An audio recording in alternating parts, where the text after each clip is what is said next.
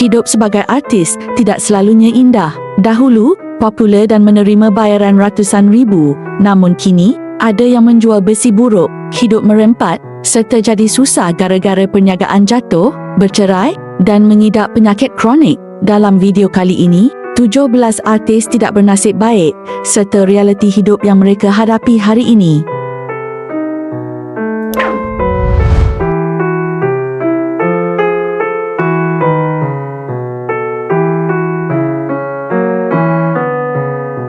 Siapa sangka, pelakon yang dulunya lincah dan popular menerusi drama Noh, rupa-rupanya melalui satu fasa kehidupan yang sangat menyayat hati sepanjang 6 tahun kehilangannya dari radar seni. Where you go, Azhar Azmi? Kemana hang pergi? Mana pergi Azhar Azmi ni? Namun, namanya kembali panas baru-baru ini apabila dia dan suami ditahan polis berkaitan kes penipuan yang membabitkan kerugian 1.5 juta ringgit termasuk penjualan tanah Konya dan urusan dajah kebesaran. Walaupun tajuk berita menggambarkan seolah-olah dia hidup senang-lenang hasil duit penipuan, Asa menjelaskan realiti sebenarnya jauh berbeza. Dia pernah berniaga kecil-kecilan dan terpaksa menebalkan muka, meminta bantuan rakan artis untuk keperluan asas anak. Dalam masa sama, dia mengakui terkejut apabila ditahan tanpa mengetahui perkara sebenar. Malah, selama 6 bulan sebelum itu, dirinya tidak memiliki telefon. Prihatin dengan nasib yang menimpa Azhar Azmi, Datuk Seri Alif Shukri tampil menghulurkan bantuan kewangan menerusi sesi jualan secara langsung. Hasil jualan tersebut, dia berjaya mengumpul sebanyak RM40,000 dan meluahkan rasa sebab apabila masih ramai yang menyokongnya ketika berdepan kesulitan hidup. Awak lagi. Apa dia Datuk? Ambil rezeki awak. Orang Malaysia sayang awak. Lagi. Rakyat Malaysia sayang awak. Apa benda? Ini rakyat Malaysia sayang awak ni. Jeruk mangga ni. Rakyat Malaysia sayang awak. Buat wakil. Ini rakyat Malaysia sayang awak.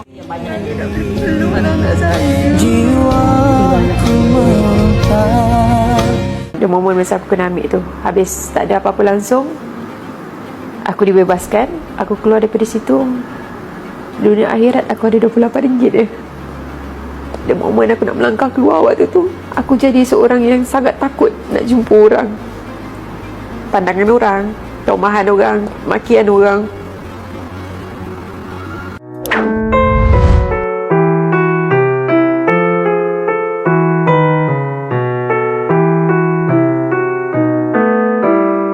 Pernah mengecap kegemilangan industri rock 90-an, bekas pemain gitar kumpulan Gamma ini suatu ketika dahulu cukup dikenali dalam kalangan peminat muzik tanah air. Terimalah persembahan Gamma.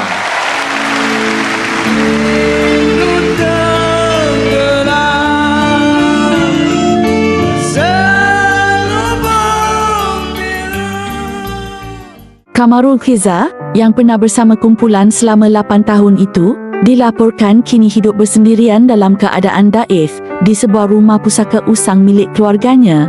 Lebih menyedihkan, beliau terpaksa bergantung sepenuhnya kepada kerusi roda kerana hanya mampu berjalan 2 atau 3 langkah sahaja selepas terbabit kemalangan pada tahun 2024. Malah, beliau kini tiada pendapatan tetap dan hanya mengharapkan wang ihsan sewa tapak halaman rumah. Difahamkan, beliau sebelum ini pernah bekerja membancuh air di kedai makan selain pernah mendirikan rumah tangga dan dikurniakan 2 cahaya mata yang kini menetap di Kuala Lumpur namun sudah bercerai sejak beberapa tahun lalu. Beliau juga memaklumkan rumah pusaka didiaminya semakin uzur dan bocor namun dia tidak mampu membaikinya. Kini, kehidupannya hanya bergantung kepada bantuan orang sekeliling yang menghantar makanan setiap hari.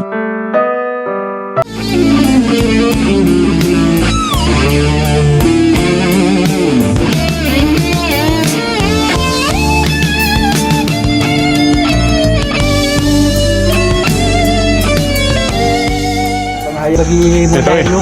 Dah buat dah. Gotong royong. Berapa lama dah sakit? Tahun lah. Setahun? Dia ni bro. Oh, di mana aksidennya? Buat payah. Oh, ada dapat apa-apa bantuan? Gamal lah. Oh, Kemang dah halang lah. kembang terhalang Ada berapa balik? 4. Tinggal dua. Tinggal dua je lah. Yang modu. Oh, dengan abang je lah. Abang Yang ada. Ada lagi? Kuala Lumpur tak tahu lama. Tu yang nombor 2, nombor 3 tak ada dah. Weh, macam mana urus diri nak mandi apa semua? Naik kereta tu lah. Kereta Kursi roda? boleh turun tapak dia boleh lah. Ada ayak semua dah. Beli ayak semua dah. Jadi pada petang ni kita ada bagi sikit lah gula, beras, kopi apa semua ni untuk Kamarullah ya. Tanda ingatan dia negeri tu. Ini dia negeri tu. Boleh ni. Ikan ni siapa urus sendiri. Ikan dia. Baik, insyaAllah kita jumpa lagi tu. Nanti kalau apa Cik Ayah tolong tengok kalau ada yang JKM punya kita boleh. Dia tolong macam mana. Nah. Baik Ron jumpa lagi ya. Baik, Assalamualaikum. Baik. Okey.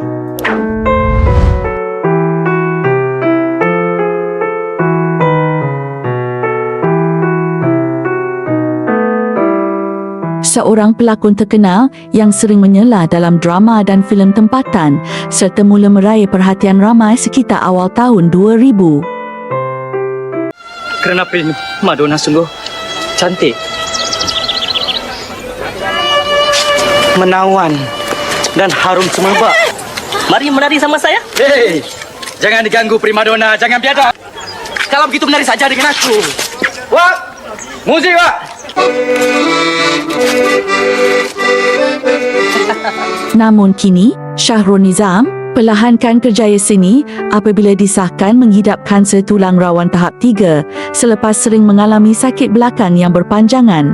Untuk info, pada tahun 2023, Syahrul Nizam Noor diuji apabila kehilangan jari kelingking selepas pisau yang digunakan untuk memotong ayam terlepas daripada genggamannya lalu terkena pada jarinya. Dan menurut isterinya, yang juga seorang pelakon dan penyanyi, penyakit kanser tulang rawan tahap 3 itu semakin serius apabila mula merebak ke bahagian paru-paru dan menyebabkan pembedahan kedua yang dirancang sebelum ini terpaksa ditangguhkan. Di samping itu, dia menunjukkan perkembangan positif walaupun berdepan dengan kanser tulang rawan tahap ketiga. Setakat ini, dia sudah selesai menjalani rawatan radioterapi sebanyak 33 kali sebelum mendapat sel kansernya mula merebak. Alhamdulillah saya dapat sokongan semua daripada isteri saya, keluarga saya semua. Rakan-rakan saya, in fact sebelum saya buat operation pun keluarga saya Zahadani, jadi Omar datang melawat dan rakan-rakan yang lain, kru ke, sebab saya rasa dunia seni ni ikatan dia agak lain sikit tau. Walaupun orang tu pelakon biasa je, bukanlah sampai top star ke apa semua, tapi bila berada dalam ni kita bersedara, masing-masing ambil tahu, dia orang tahu. Itu yang saya garulah. Satu reda, satu lagi bila saya dekat hospital, saya tengok orang yang lebih teruk lagi daripada saya. Masing-masing ada kedugaan masing-masing, tapi saya rasa saya boleh bergerak lagi, saya boleh buat itu buat ini lagi walaupun dalam keadaan yang kurang, tapi orang lain yang ada lebih teruk lagi. Allah tu Maha Pengasih, kita redha.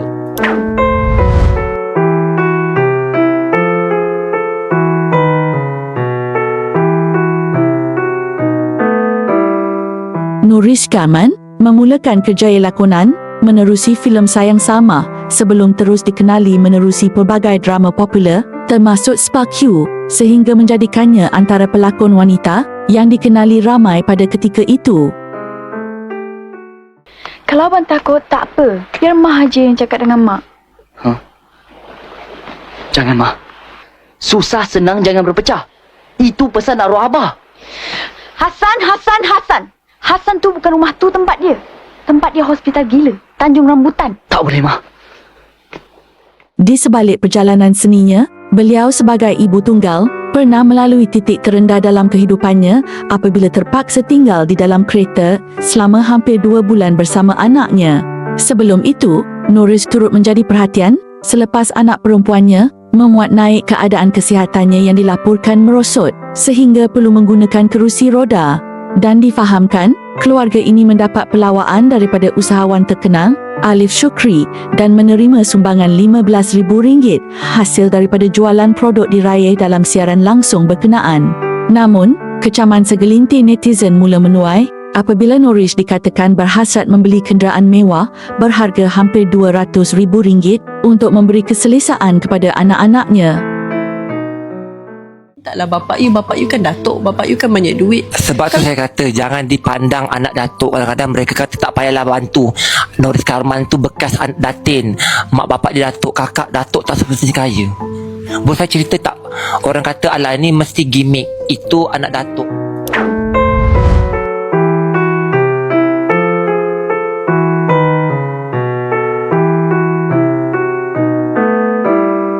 Bermula dengan tidur di kaki lima, Harun Hashim kini dikenali sebagai antara wajah berpengalaman dalam dunia lakonan tempatan. Ni cikgu kamu. Ha? Baik.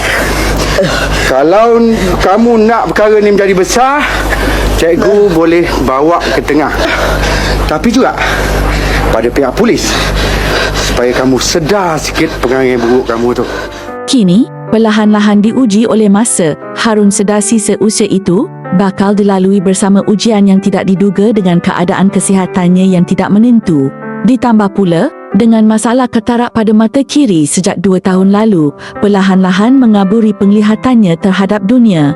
Lebih memilukan, pemergian arwah isterinya pada tahun 2024 membuatkan pelakon veteran itu seakan-akan kehilangan sebelah sayap dalam hidupnya. Namun, di sebalik penglihatan yang semakin kabur itu, setiap detik yang dilalui dipenuhi pelbagai persoalan dan semuanya terpaksa dipikul sendirian. Dirinya terbuka untuk mencari teman hidup baru kerana bimbang tiada siapa yang menyedari sekiranya jasadnya sudah kaku. Shooting pun saya tak boleh pergi sendiri. Dia ambil lah. Production ambil. Hantar. Tak ada kerjaan calon ke apa, tak ada. Tak ada pun tak apa lah. Tak ada. Saya dah tahu, saya dah jangka memang tak ada ganti. Kat kan telinga je. Yang kubur pun apa yang kau pergi lagi dah 2 tahun dah. Saya sebab tak tahu lah. Saya lah. Kenapa nak ikut orang mbak? Sejarah apa salah ni? Bukan kita menyembah kubur tu. Bukan. Kita sedekah Fatihah. Ingat mati.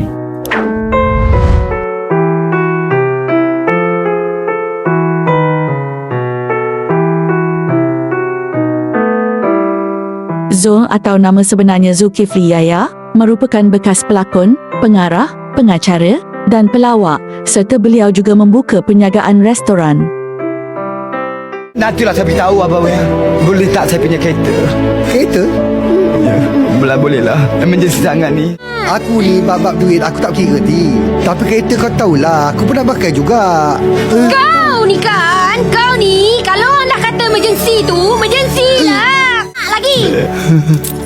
Sabar, Beb. Terima kasih. Terima kasihlah Abang Wawe. Namun, siapa sangka, kini dia berdepan fasa sukar kerana perniagaan di premis makanan yang diusahakannya kurang stabil mengakibatkan dia berdepan masalah kewangan teruk.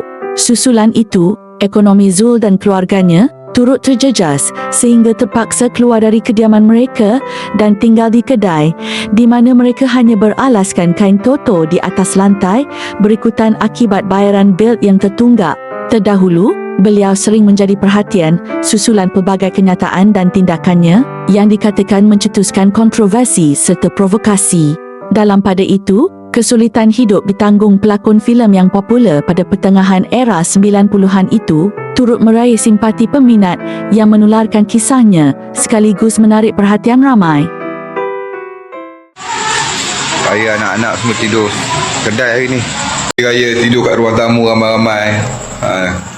Kami 8 orang lah kat sini tidur ramai-ramai. Doakan semoga Allah SWT Bagi sekali lagi. Kurang hajar, lebih kurang hajar daripada haters-haters tu tak macam ni. Kursi kita jangan risau. Zul duduk pakai, jangan kau duduk mengata. Jangan risau. Okey, dia sebenarnya duduk makan ni sunnah bukan wajib.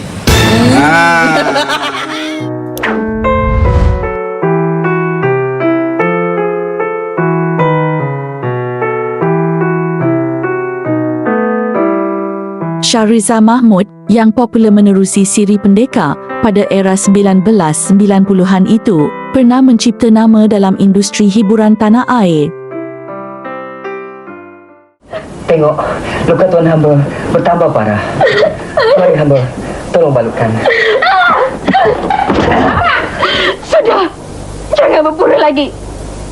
Tuan hamba sanggup mengkhianati keluarga hamba. Namun begitu, sebelum ini, beliau pernah berdepan masalah slip disk yang menghimpit urat saraf sehingga memaksanya bergantung kepada ubat tahan sakit selain bergerak menggunakan kerusi roda dan tongkat. Dalam masa sama, dia turut mengakui terpaksa berhutang demi meneruskan kehidupan ketika berdepan ujian kesihatan yang dialaminya. Malah, beliau juga meluahkan rasa kecewa apabila ada pihak yang pernah berjanji untuk membantu namun menghilangkan diri begitu sahaja. Sebab kita dah tengok COVID macam tu, tak boleh nak pergi macam mana. Duit ada sikit, kita order lah food trailer tu. Ingat konon mana-mana boleh berniaga, kita akan berniaga lah kan. Food trailer tu sampai kita ICU. Kita kena bayar bulan-bulan ni. Sebulan dekat 1,000. Tak boleh bekerja, tak boleh berniaga, tak boleh buat apa. So savings yang ada tu, tak kat mana je boleh bertahan. Dengan kita kena beli susu special lagi untuk kaki apa semua. Ubat-ubat yang perlu kita top up lagi. Pampers paling banyak lah. Sebab kita memang tak boleh bergerak langsung kan. Itu kita mengharap sangat-sangat kalau dapat job-job berlakon, kecil besar lain cerita, janji ada. Mas every time keluar news, ramailah orang janji. Akak, saya nak jumpa akak ni. Saya ada projek gini apa semua ni. Saya memang dah lama dah niat nak bagi akak. Okey akak, esok kita jumpa dekat sini. Kita pergi tunggu habuk pun tak ada. Tak datang. Itu yang kita cakap tu. Bila dengan orang macam tu, kita rasa hina sangat.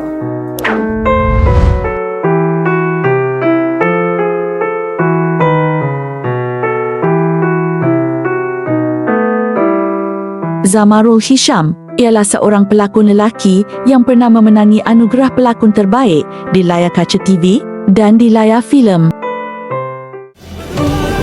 Tak ada apa. Tiba hilang pun. Yalah betul. Awak. Kenapa?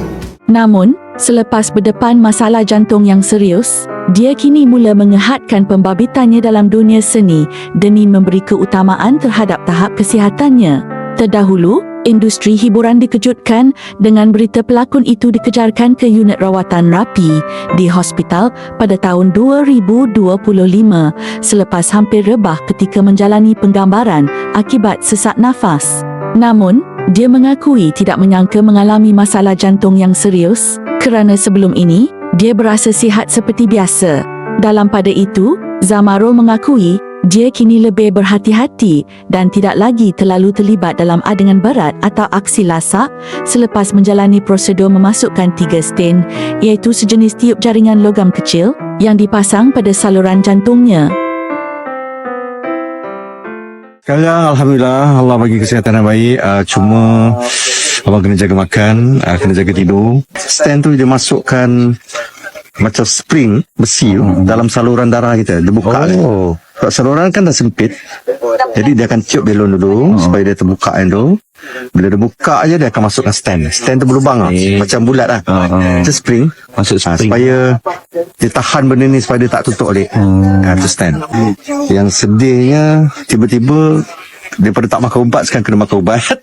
Kena standby 5 ke 7 ubat orang kena makan setiap hari.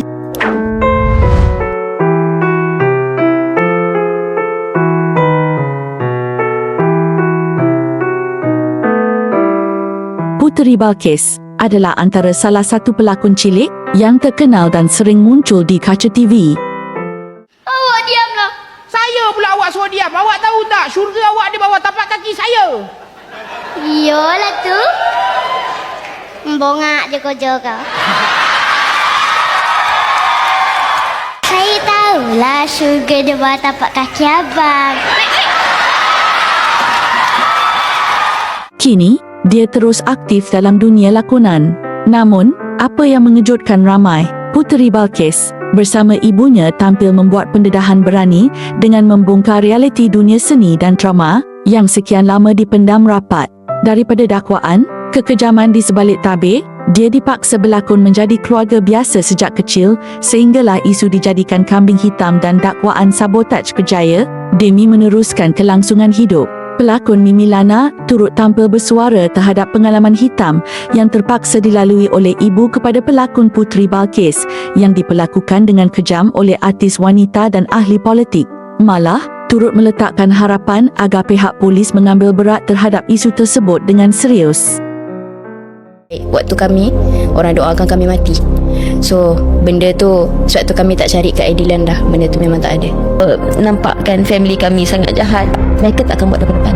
Mereka akan guna orang politik, orang-orang yang berkuasa untuk jaga imej dan jaga status. Syarat untuk rawat anak saya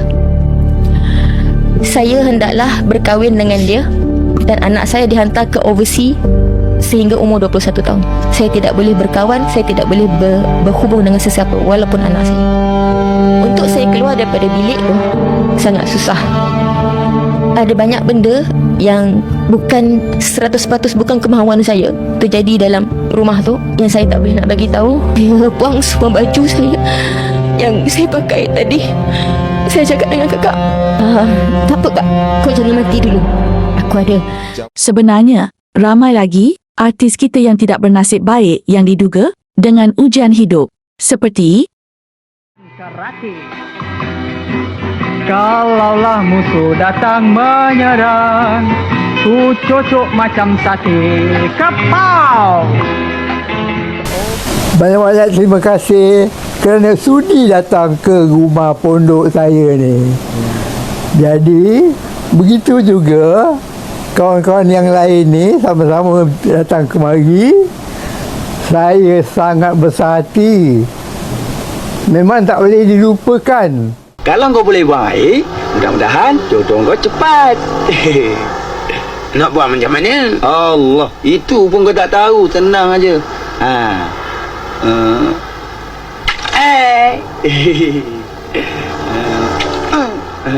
Lepas tu tak ada guna dah. Kita bergantung pada makhluk, pada apa, tak ada daya. Alhamdulillah. Cucu cakap, Abang ikut mana yang Allah gerakkan. Jadi aku ingat mati je lah. Tak ada benda lain lah. Apa lagi nak fikir kan? Allah, jangan cakap gitu lah. Jangan cakap gitu.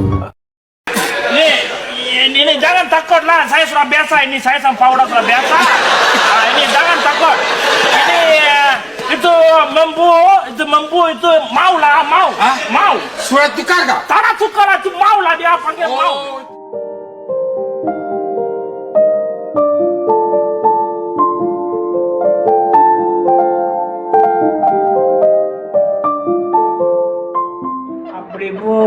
Kanale.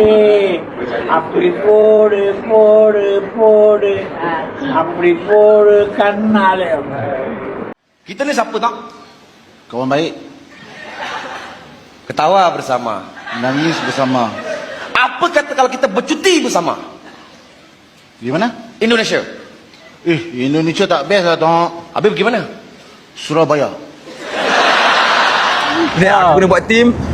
Satu buat event. Jadi kat sini sentiasa terbuka kan. Kadang-kadang kan kesian tengok sahabat-sahabat yang datang dari jauh, rider-rider datang kan. Tengok tutup. Jadi insya-Allah lah, tapi korang kena tengok selalulah sama ada akaun TikTok ataupun FB aku ataupun akaun daripada Carlos.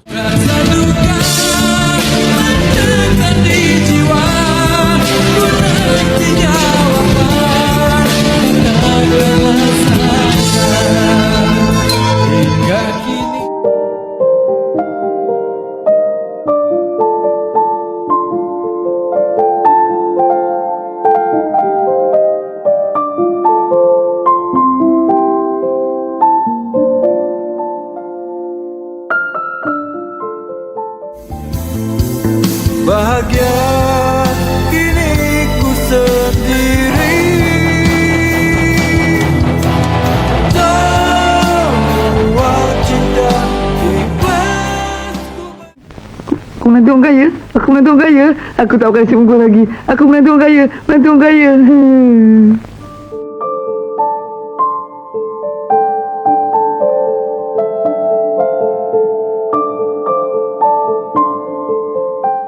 Saya seorang yang tak memilih kerja. Saya pernah kerja jurupam.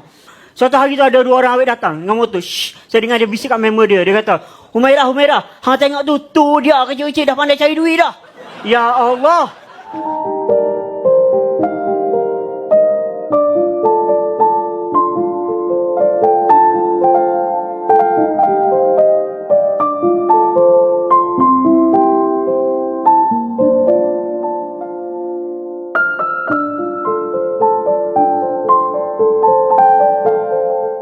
E se che Carlos Popeye orari la settimana scarne non hai tu che Yamaha Toyota Corolla otro men cakap bahasa Melayu boleh? cakap Melayu punya. Kenapa tak cakap awal-awal?